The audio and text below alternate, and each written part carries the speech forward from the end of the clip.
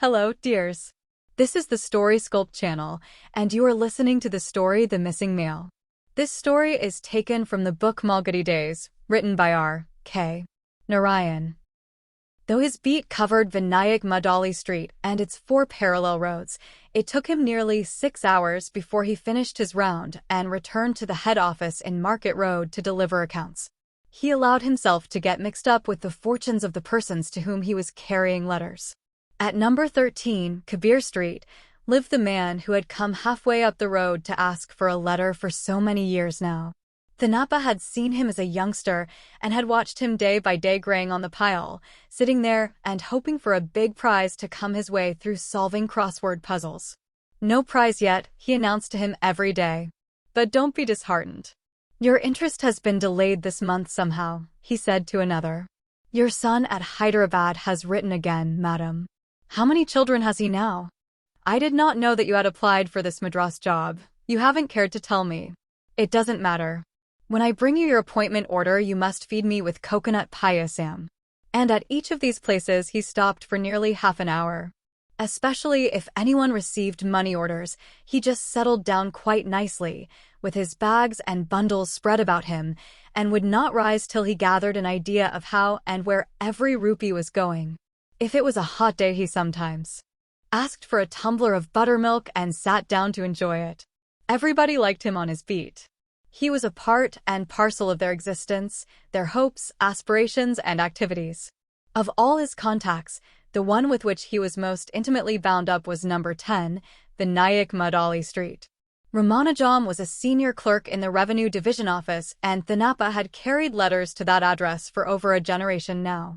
His earliest association with Ramanujam was years and years ago. Ramanujam's wife was away in the village. A card arrived for Ramanujam. Thanappa, as was his custom, glanced through it at the sorting table itself, and, the moment they were ready to start out, went straight to Vinayak Madali Street, though in the ordinary course over 150 addresses preceded it. He went straight to Ramanujam's house, knocked on the door and shouted, "Postman, sir, postman." When Ramanujam opened it, he said, "Give me a handful of sugar before I give you this card." Happy father. After all these years of prayers. Don't complain that it is a daughter. Daughters are God's gift, you know. Kamakshi, lovely name. Kamakshi, he addressed the tall, bashful girl, years later, get your photo ready. Ah, so shy. Here is your grandfather's card asking for your photo. Why should he want it unless it be? The old gentleman writes rather frequently now, doesn't he, sir? He asked Ramanujam, as he handed him his letter and waited for him to open the envelope and go through its contents. Ramanujam looked worried after reading it. The postman asked, I hope it's good news? He leaned against the veranda pillar, with a stack of undelivered letters still under his arm. Ramanujam said, My father-in-law thinks I am not sufficiently active in finding a husband for my daughter. He has tried 1 or 2 places and failed. He thinks I am very indifferent. Elderly people have their own anxiety, the postman replied. The trouble is, said Ramanujam, that he has set apart 5,000 rupees for this girl's marriage and is worrying me to find a husband for her immediately. But money is not everything. No, no, echoed the postman. Unless the destined hour is at hand, nothing can help. Day after day for months Thanappa delivered the letters and waited to be told the news. Same old news, Thanappa. Horoscopes do not agree. They are demanding too much. Evidently they do not approve of her appearance. Appearance? She looks like a queen. Unless one is totally blind, the postman retorted angrily. The season would be closing, with only 3 more auspicious dates, the last being May 20th. The girl would be 17 in a few days. The reminders from her grandfather were becoming fiercer. Ramanujam had exhausted all the possibilities and had drawn a blank everywhere. He looked helpless and miserable. Postman, he said, I don't think there is a son-in-law for me anywhere. Oh, don't utter inauspicious words, sir, the postman said. When God wills it. He reflected for a while and said, There is a boy in Delhi earning 200 rupees. Mukunda of Temple Street was after him. Mukunda and you are of the same subcaste, I believe. Yes, they have been negotiating for months now. Over 100 letters have passed between them already. But I know they are definitely breaking off. It is over some money question. They have written their last message on a postcard, and it has infuriated these people all the more. As if postcards were an instrument of insult. I have known most important communications being written even on picture postcards. When Rajappa went to America 2 years ago, he used to write to his sons every week on picture postcards. After this digression, he came back to the point. I will ask Mukunda to give me the horoscope. Let us see. Next day, he brought the horoscope with him. The boy's parents are also in Delhi, so you can write to them immediately. No time to waste now. A ray of hope touched Ramanujam's family. I have still 100 letters to deliver, but I came here first because I saw this Delhi postmark. Open it and tell me what they have written, said Thanappa. He trembled with suspense. How prompt these people are. So they approve of the photo. Who wouldn't? A letter every day. I might as well apply for leave till Kamakshi's marriage is over, he said another day.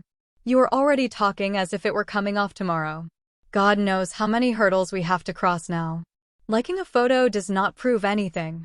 The family council was discussing an important question, whether Ramanujam should go to Madras, taking the girl with him, and meet the party. Who could come down for a day from Delhi? The family was divided over the question.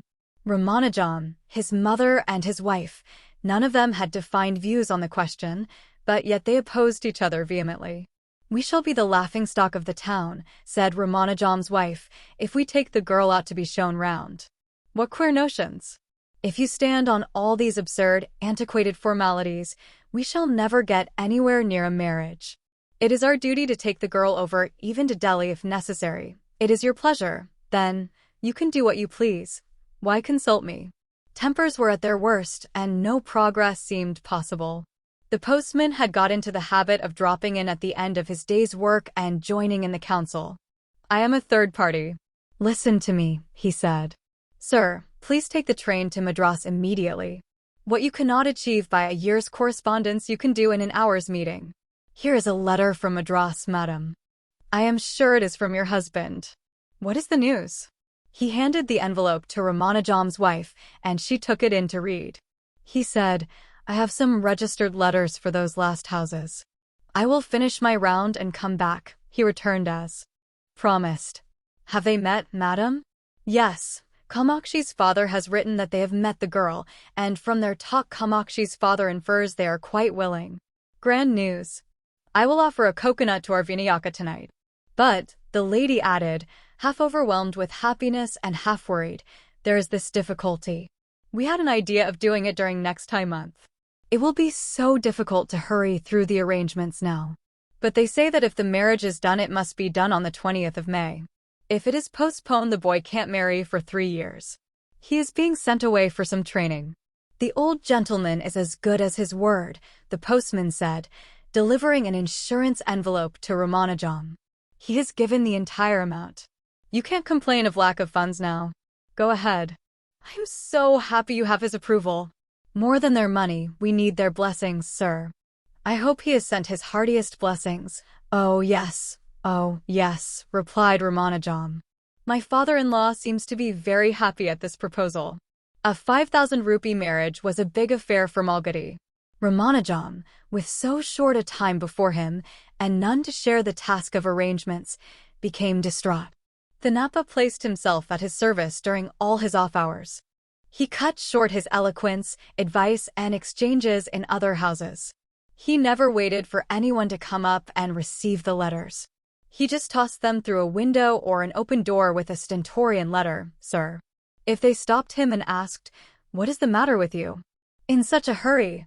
Yes, leave me alone till the 20th of May. I will come and squat in your house after that, and he was off. Ramanujam was in great tension. He trembled with anxiety as the day approached nearer. It must go on smoothly. Nothing should prove a hindrance. Do not worry, sir. It will go through happily, by God's grace. You have given them everything they wanted in cash, presents, and style. They are good people. It is not about that. It is the very last day for the year. If for some reason some obstruction comes up, it is all finished forever. The boy goes away for 3 years. I don't think either of us would be prepared to bind ourselves to wait for 3 years. It was 4 hours past the muhurtam on the day of the wedding. A quiet had descended on the gathering. The young smart bridegroom from Delhi was seated in a chair under the pandal. Fragrance of sandal and flowers and holy smoke hung about the air. People were sitting around the bridegroom talking. The Napa appeared at the gate loaded with letters. Some young men ran up to him demanding, "Postman, letters?" He held them off. "Get back. I know to whom to deliver." He walked over to the bridegroom and held up to him a bundle of letters very respectfully. "These are all greetings and blessings from well-wishers, I believe, sir, and my own go with every one of them." He seemed very proud of performing this task and looked very serious. The bridegroom looked up at him with an amused smile and muttered, "Thanks. We are all very proud to have your distinguished self as a son-in-law of this house. I have known that child, Kamakshi, ever since she was a day old, and I always knew she would get a distinguished husband," added the postman, and brought his palms together in a salute, and moved into the house to deliver other letters and to refresh himself in the kitchen with tiffin and coffee. 10 days later, he knocked on the door and, with a grin, handed Kamakshi her first letter. "Ah," scented envelope. "I knew it was coming when the mail van was 3 stations away. I have seen hundreds like this. Take it from me.